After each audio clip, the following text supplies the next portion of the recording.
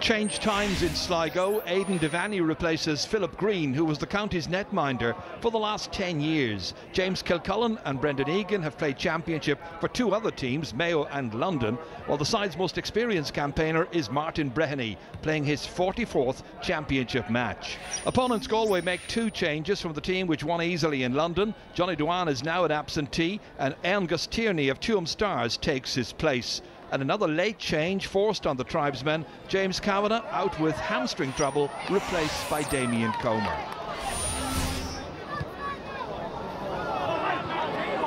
All the way down to the man in the corner here, Michael Martin, being marked by Neil Ewing.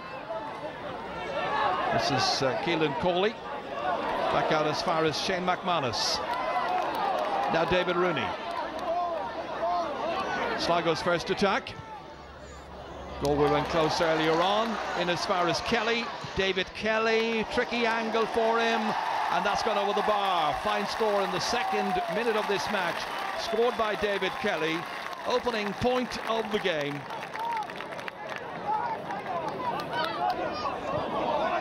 It runs on and on and on.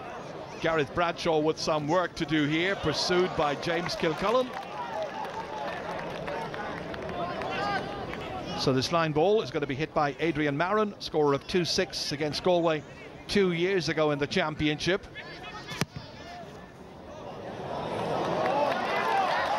And that was a beautiful kick from out there on the sideline.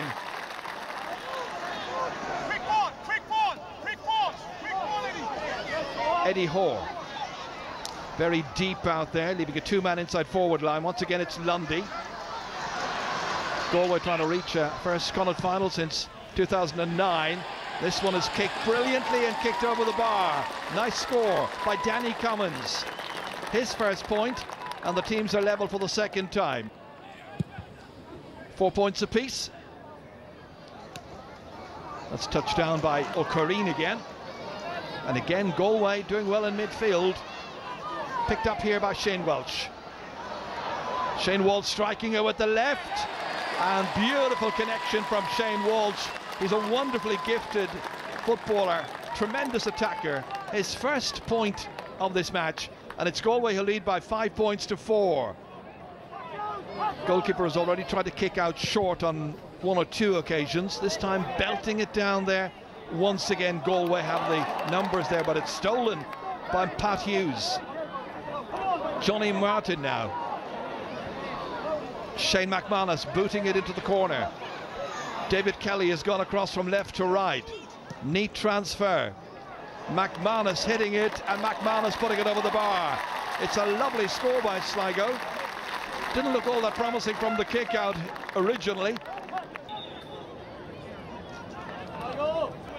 Manus Brownlock again planting it beautifully into the hands of Fionn O'Corrine. Not for the first time. Paul Varley now on as far as Shane Walsh. Oh, there was possibly a goal on, and what a goal it would have been. It's a point instead for Shane Walsh. And how about this for a good finish? And there's maybe a late chance for Sligo to get another score, to put the minimum between the teams, as Adrian Maron hits it with the outside of the boot up into the air, but most important of all, right between the posts.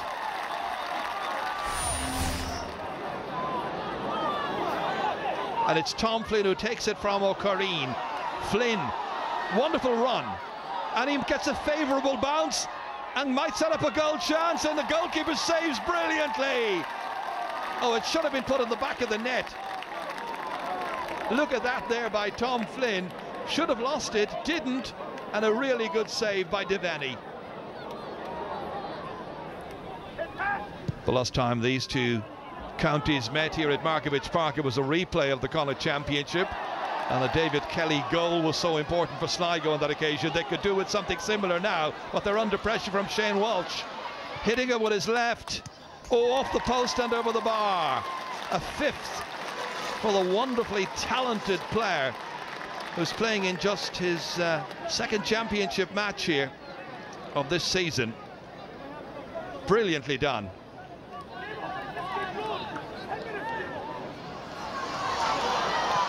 Carried on with tigerish determination. Down in there beautifully. Once again they look threatening. Michael Martin. Nicely across here to the other corner forward, and that's snapped in there by Danny Commons. He's got a fourth. There's another one for Galway, and they stretch their lead out once more.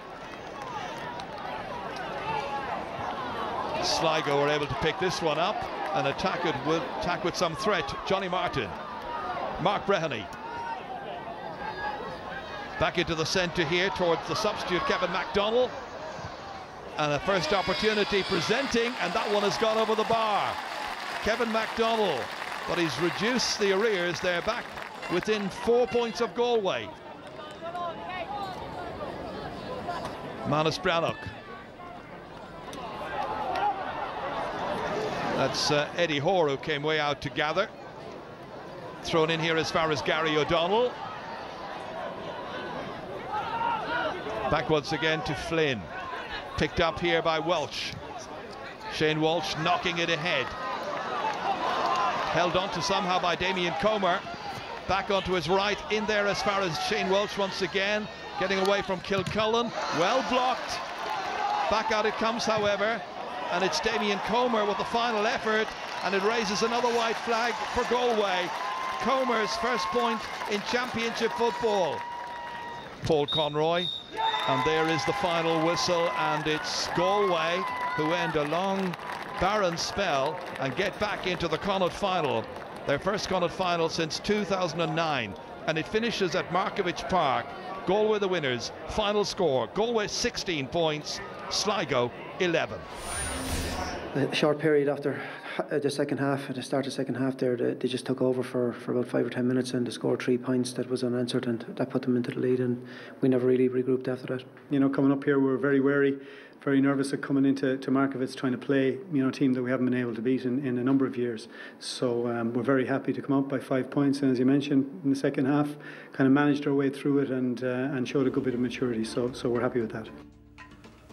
And so Galway are through to the Connacht final on the 13th of July, where they'll meet Mayo. It's like the old days again, isn't it?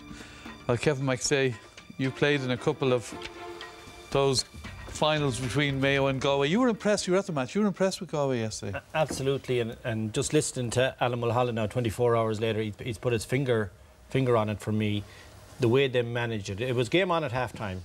I wouldn't have called the winner at half-time, and then the next quarter, Galway up to the bit, started flashing over points, good points, and kept that tempo in the game. And then it was wrapped up, really, and they just managed the game very nicely out to the end, kept trading a few points here and there, but the gap had gone out to 5-6, and there was never going to be any late surprises. A lot of good football played. I did like their style, I have to say, but you have to put it in the context now of a disappointing second half from Sligo. Like, the real questions, and they know this, are obviously going to be on the 13th. Yeah, but even though they're up against this strong Mayo team, Dermot, a lot of these Galway youngsters know success already, don't they? Yeah, well, they've won 2 All-Irelands in the last 3 years. And at under 21, at under 21 level. Some of these have former under 21 players of the year. You know, and success, it doesn't have to be at senior level. You learn how to win games, and you learn how to come through tough matches against, you know, the best opposition in the country, and these lads would have that, and they grow in confidence from that under 21 level. Now, history has shown you can't go directly from under 21 straight into senior, but a lot of these lads have been there. They're 3 or 4 years now since, and they're really starting to peak, and I think that, you know, they can really go forward and put it up to a strong Mayo team. Yeah, you've picked out one of them, Kevin, who particularly impressed you. There are about 8 or 9, I think, under 21 starters that Dermot's talking about. One in particular, and everybody would have known this guy was the standout player. Shane Walsh played at 11. Why did I want to have a look at him, Des? Because it is just fantastic skill and pace, ability to carry the ball, both feet. We'll see clips later where he has a fast jab lift, solos in with his right, puts it on to his left. All the skills, kicking the ball off the floor, you know, lovely strike.